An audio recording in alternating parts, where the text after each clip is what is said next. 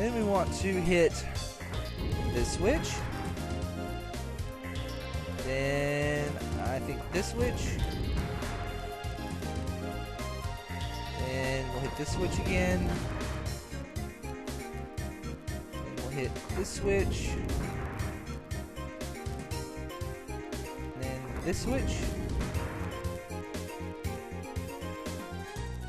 This switch. And this switch.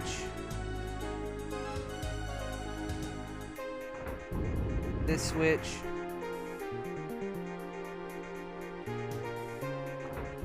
And this switch. Now there are actually multiple solutions to this puzzle. This is just the shortest solution that I was able to figure out. Now you notice that rather odd looking chest there to the left. Well, if you leave and enter the room, it resets the puzzle. And you can actually get that over there, that chest over there, without resetting the puzzle, but I find it easiest just to reset the puzzle. Because then you only have to hit like 3 switches.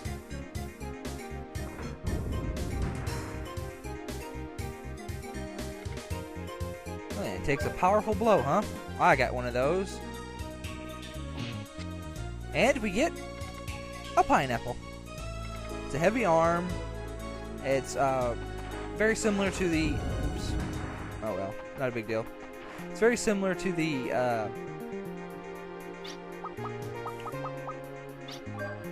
Sorry, this is going to bug me. Multi-blast. It hits a group of enemies. It's not very useful. Most of Brad's multi-hit tools or arms aren't very useful. But, you know.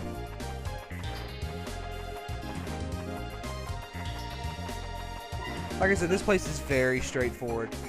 Except for that one room. But it's a situation where if you just fiddle around with it for a little bit, you'll eventually get to the other side.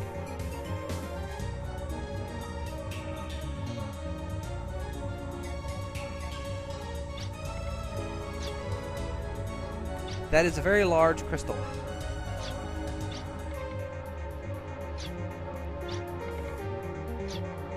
And this right here is a very, very long scene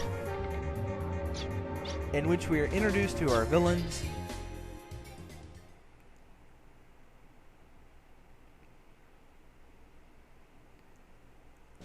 Can't skip it, can't make it go faster. I think the text auto scrolls for all of Vagesta.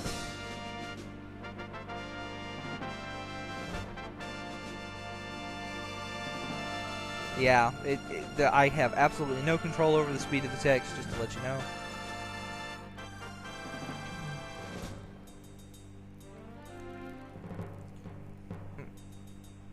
I'm going to take this moment to go and reach over here and grab this pillow and put it behind my head.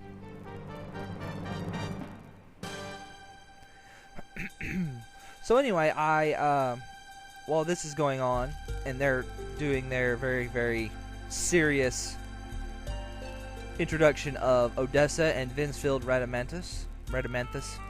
You may actually recognize that name from that book we read on the prison island. He was the founder of the Slayham Liberation Army. It is a name worth remembering.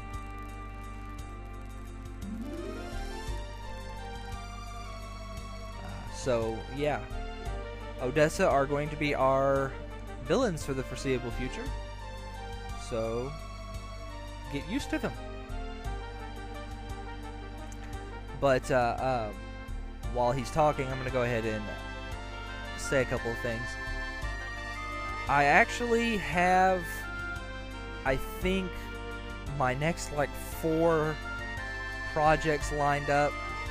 We'll see. There's, of course, that scary bill that they're trying to get passed into a law about streaming copyrighted content, and, well, I'm not going to worry about it for now, but I am going to keep an eye on it, but I'm going to make plans as if it's not going to be anything, because honestly, even if it does get passed into a law, all it's got to do is end up going before the Supreme Court, and it'll probably get overturned, and because it's really not constitutional, and it's the government sticking their noses where it really doesn't belong. Yeah. So, but that's a political thing I'm not gonna talk about. Yeah, this is an interesting speech. He basically just comes out and says, "I'm going to take over the world. We will make one nation under Odessa." But just to give you a hint about what my next couple of projects are, I think I have 3 games that I'm definitely going to do. The games are, I'm not going to tell you what they are just yet, because I'm not 100% sure that I'm going to do them. And so I don't want to make any promises, but I will let you know the ones I'm looking at, and I'm fairly certain I'm going to do. They are a PlayStation game, a PSP game, and a GameCube game. They're made by the following companies: Namco, Sega, and Atlas. So I'll let your imagination run wild, because that's a pretty big, I guess, pool of games that could come from. Could it be a PlayStation 1 Atlas game? Could it be a PSP Atlas game? Could it be a Sega game on the GameCube? Could it be a Sega game on my PSP? Ooh, who knows? Is the Namco game on the PlayStation or the GameCube?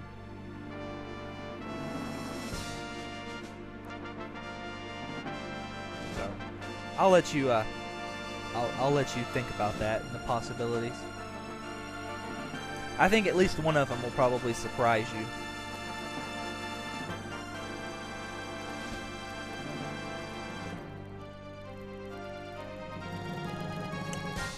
We operate under the right principles.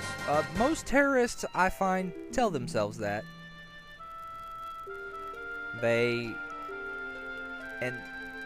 Odessa's no different, even in the context of a video game. They justify their actions by saying that they're in the right, and that's, well, of course, not right. Of course, that could be said of anybody, of any government, any body, of person, even any individual.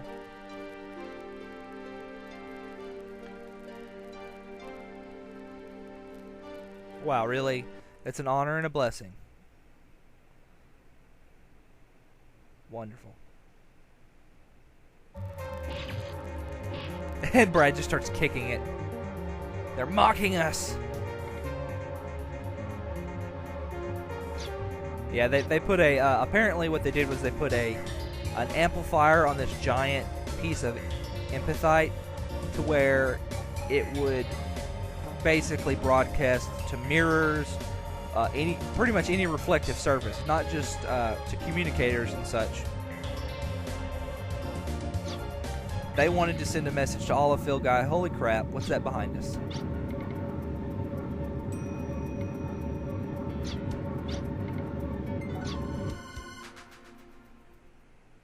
And of course, we come across a very interesting looking boss.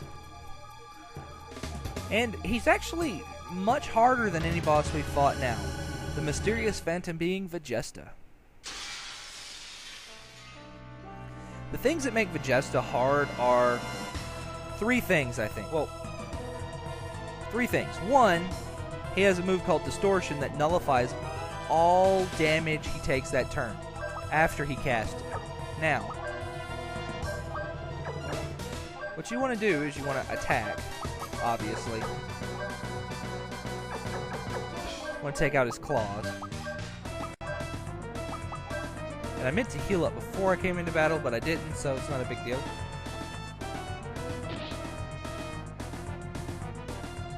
right. Well, anyway, Vagesta is apparently faster than Loco, so that's kind of bad.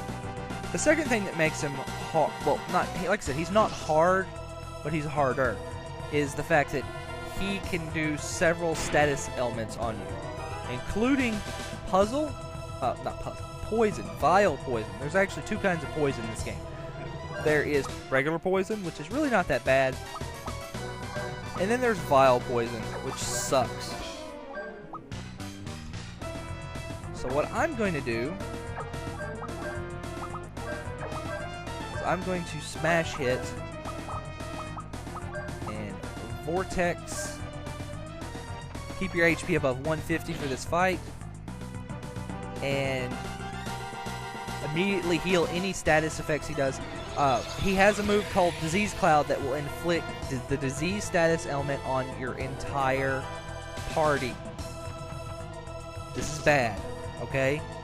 And if this happens, you need to immediately, your next turn, immediately use Lilka's Mystic with one of the medicines. It will use the medicine on your entire party and cure that. Because if you do not, then you won't be able to heal yourself, because that's what that's what it does. It makes it where you can't heal yourself. That's very bad. And there it is, Disease Cloud. And it only hit one of us, so that's not too bad.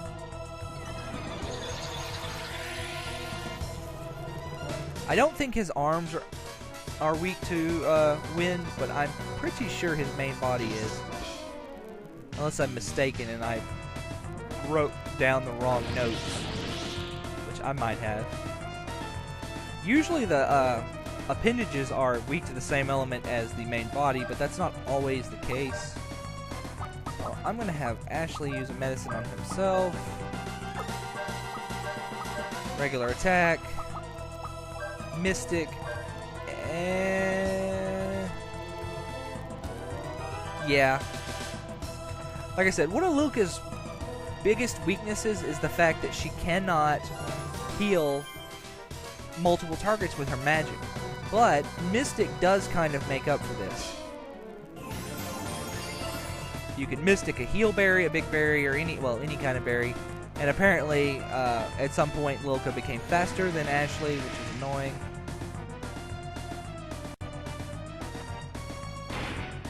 Take that. Punch you.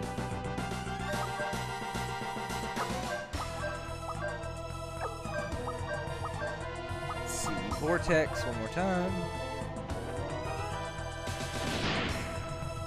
One thing I will credit this game series on is their incredibly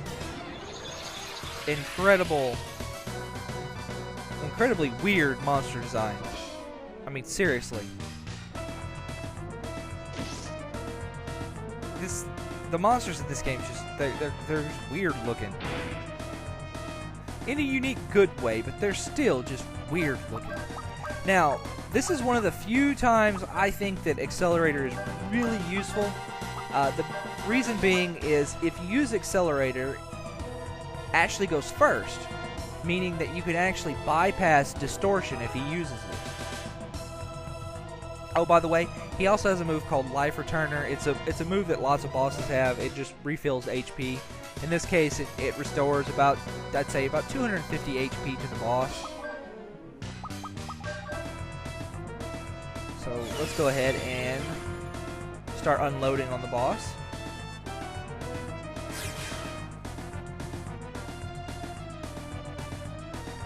Don't you Disease Cloud me.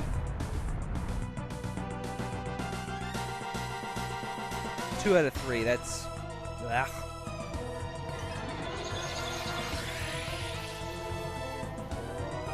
Yeah, see, he's weak to it. Weak to wind. I didn't think my notes were wrong. Damn you and your arms for making me doubt myself. I'm doing pretty well here. Normally he, well, he uses distortion a lot more.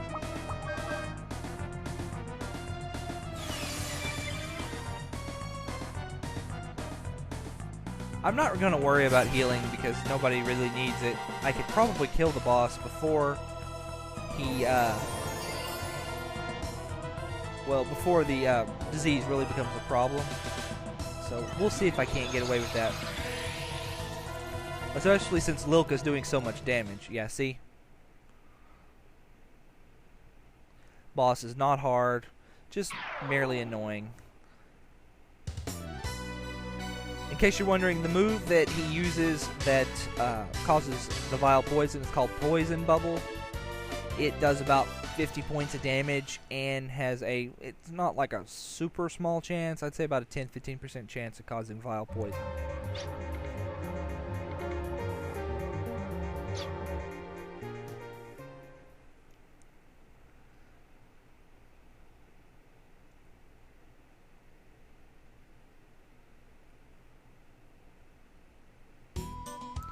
Alright, so now